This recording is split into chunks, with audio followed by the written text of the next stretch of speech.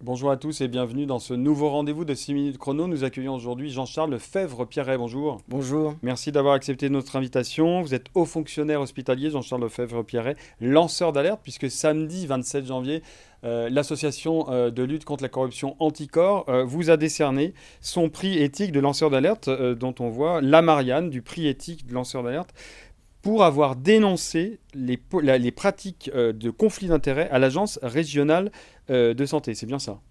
C'est tout à fait ça. Effectivement, j'ai procédé effectivement à ces alertes et donc c'est la raison pour laquelle j'ai ce statut de lanceur d'alerte. J'ai d'abord saisi la hiérarchie administrative, la haute administration de santé, et puis, faute de réponse, j'ai été amené à saisir la justice avec mon conseil qui est maître tête Maître Tête. avocat. Alors, vous avez effectivement fait un signalement au parquet national financier. Alors quand même, expliquez-nous, donc l'agence régionale de santé, c'est finalement l'organisme qui gère la politique de santé dans la région. Tout à fait. Venez, expliquez-nous, venez-en au fait justement. Donc l'Agence régionale de santé a plusieurs fonctions. Elle a la fonction de réguler le système de santé. Oui. Et pour ce faire, cela passe par le schéma régional de santé Mhm. et les autorisations sanitaires. Les autorisations sanitaires, c'est quoi? C'est le directeur général de l'ARS qui donne une autorisation à un établissement de santé de pouvoir soigner et donc ouvrir et fonctionner. Et lorsque l'autorisation est donnée, cela donne droit à des remboursements par la Par sécurité et les sociale mutuelles. et les mutuelles. Donc sans ce sésame, sans l'autorisation, il n'y a pas de clinique, il n'y a pas d'hôpital, il n'y a pas d'établissement de santé. C'est extrêmement important, c'est l'outil clé de la régulation du système Et de c'est santé. là où vous faites vos signalements au parquet national financier, parce que finalement, le directeur Jean-Yves Graal, à titre subsidiaire, on va dire, vous y reviendrez, et le numéro 2 et le numéro 3 ont donné des autorisations et ensuite sont devenus eux-mêmes gérants et actionnaires, c'est ça? C'est exactement ça. Donc, à partir de l'année 2020 et par écrit, je saisis l'Agence régionale de santé Mm. en m'étonnant que des autorisations soient données pour créer de nouveaux établissements sanitaires de De psychiatrie psychiatrie. en région lyonnaise et également à Grenoble. En région lyonnaise, pourquoi? Parce que je dirige un établissement psychiatrique à Lyon et je m'interroge sur le fait qu'une nouvelle clinique psychiatrique est en train d'ouvrir dans le sud de Lyon et pas une petite clinique, Ouais, c'est une sûr. clinique qui gère la prise en charge des enfants, des adolescents, des adultes avec plus de 100 lits, alors qu'il n'y a pas d'autorisation disponible. Je m'interroge, cela me pose des problèmes dans ma gestion. Mhm. Des psychiatres commencent à dire je vais partir, sont démarchés. Ouais, c'est ça. C'est un vrai problème alors que la psychiatrie lyonnaise est en crise, que des centaines de lits ferment, que les prises en charge sont déficientes et tout le monde le sait à Lyon depuis un certain nombre d'années. Je pose la question, personne ne me répond et je continue de la poser cette Parce question plusieurs qu'effectivement, il y a années. d'abord, dans ce contexte-là compliqué, il y a ces autorisations sanitaires qui sont données, mais ça va plus loin. C'est que ces autorisations sont données par des hauts fonctionnaires de l'Agence régionale de santé Auvergne-Rhône-Alpes qui eux-mêmes ont des liens, Et avec ces des liens d'intérêt, il ne faut d'intérêt, c'est pas ça. hésiter à le Ouais, dire, ouais.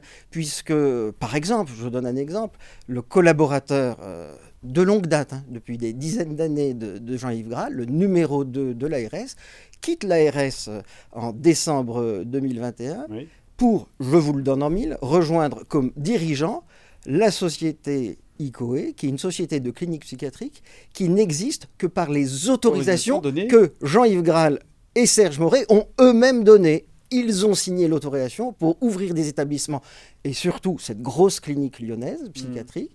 Et je m'étonne, encore une fois, je dis, mais il n'y a pas quand même quelque chose qui cloche dans le système lyonnais, dans la régulation? Vous êtes censé avoir à réguler un système avec une certaine loyauté, transparence. Le numéro 2 de l'ARS Ouais. rejoint Et puis il y a ce aussi que- la numéro 3, enfin numéro ouais, c'est ça. tout à fait. D'accord. La numéro 3, qui était la directrice de l'offre de soins, a travaillé pour le groupe Clinipsy, qui était l'ancien nom de la société ICO. Donc là, oui, pardon. Allez-y. Oui, parce qu'on est quand même dans un montage juridique, Mm. dans une structuration des choses qui sont faites pour que cela n'apparaisse pas. Donc le nom des sociétés change, les statuts changent régulièrement.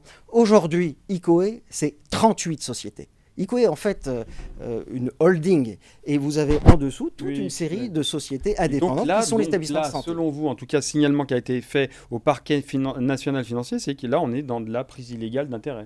Voilà, le délit de pantouflage, c'est la prise illégale d'intérêt. On est en plein dans le conflit d'intérêts et je pense que c'est grave. Cela se passe à Lyon, cela s'est passé à Lyon et à Grenoble, mais ce système, tel une pieuvre si vous voulez, aujourd'hui, c'est un problème national. Ce que vos collègues journalistes... Ces pratiques-là pourraient être façon finalement tout à fait, bien sûr, et notamment dans l'est de la France, dans le nord de la France, et puis aujourd'hui aussi en région parisienne, il y a vraiment un problème. De Lyon, effectivement, ce que j'ai identifié dans mes fonctions, en creusant, on se rend compte que c'est un problème tentaculaire, alors que la santé et la psychiatrie en particulier, la santé mentale, vont si mal. On a des causes ici clairement établies, des raisons pour lesquelles le système Alors effectivement, on va en revenir à ça, puisque vous étiez, ça sera ma dernière question, mais en tout cas, qui est importante, parce que Lyon Capitale, on vient de sortir une grosse enquête sur l'hôpital psychiatrique Saint-Cyr, où vous avez exercé en tant que directeur, vous avez été suspendu par l'ARS, Jean-Yves Graal. Est-ce que vous pensez que votre suspension de novembre 2022 a un lien avec finalement cette affaire croisée de prise illégale d'intérêt? Alors j'y vois un lien direct, effectivement, puisque j'ai saisi dès début 2022 Jean-Yves Graal lui-même, l'Agence régionale de santé, son collaborateur direct Philippe Guetta, pour dire qu'il fallait venir voir ce qu'il se passait à Saint-Cyr du point de vue de la prise en charge médicale, où j'avais des difficultés avec un médecin, psychiatre, Jean-Pierre Salvarelli. J'ai fait des rapports circonstanciés, et je n'ai jamais eu de réponse. J'ai saisi le ministère de la Santé, le Centre national de gestion, jusqu'au cabinet du ministre, pour dire il y a un problème, il y a des déficiences dans la prise en charge en soins. Personne n'est venu. Je vous le donne en mille. À ce jour, nous sommes en janvier, bientôt fin janvier 2024. Je n'ai encore pas reçu de réponse aux alertes que j'ai faites en 2022. Se pose la question de ce qu'ils font. Leur rôle, c'est de réguler par les autorisations et d'inspecter les établissements quand il se passe des choses. Rien. RAS. En tous les cas, voilà, Anticorps 69 est intéressé, donc l'association de lutte anti-corruption est intéressée par cette histoire. Le parquet national financier est mis au courant. Et puis vous retrouverez l'enquête que nous avons fait sur l'hôpital psychiatrique Saint-Cyr. Merci beaucoup Jean-Charles Febvre-Pierret d'être venu sur ce plateau. Je vous dis à très bientôt. Au revoir.